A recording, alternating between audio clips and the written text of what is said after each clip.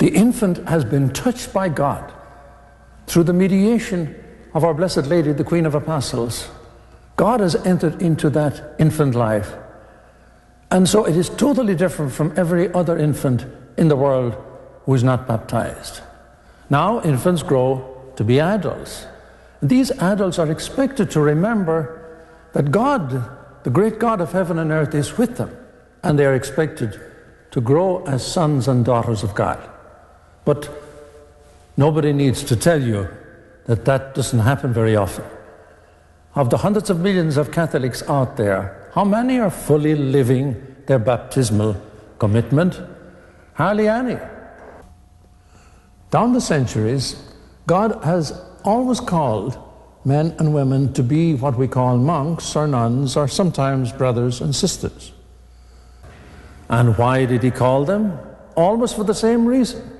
He said to them, if not in so many words, look, you are dedicated to me. You are set apart from me. So now, let me live in you, taking over your thoughts, taking over your speech, taking over your actions. I've given my life for you. Is it too much to ask that you do this for me? Of course, these people also did great work in the church, in schools, hospitals, among the poor, on the missions. And that is how most of us saw them and saw their value. But their real value was always the extent to which they allowed God to develop his life in them. Now, to help them live more closely united to God, these monks and nuns made what we call vows, meaning that the church officially accepted their lifestyle.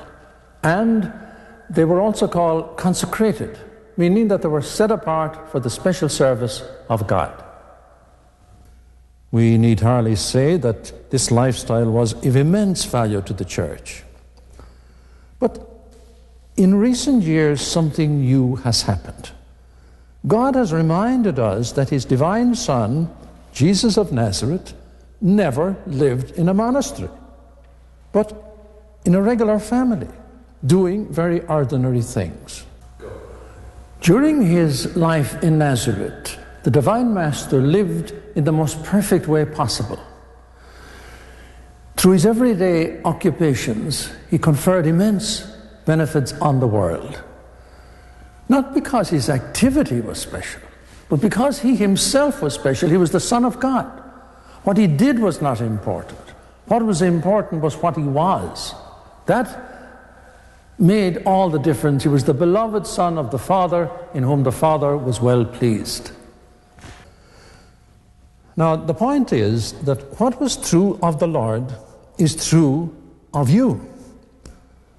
You are not important in God's eyes because you do one work or another work. The opposite is the case.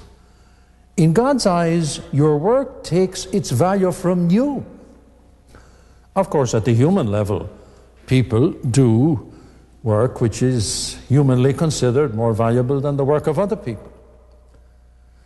But God is not interested so much in the work. When he looks on you, he wants to see his beloved Son living in you and with you. That's his main concern. And now perhaps you know what I'm going to say. It is this. The church has always favored the vocations of monks and nuns, sisters and brothers, because they allowed the Lord to take over their lives, and so were more pleasing to God. In other words, they lived their baptismal promises to the full. And she has always officially accepted their vows or commitments in this lifestyle and seen them as consecrated or set apart for Christ. But now, here's the novelty of our time.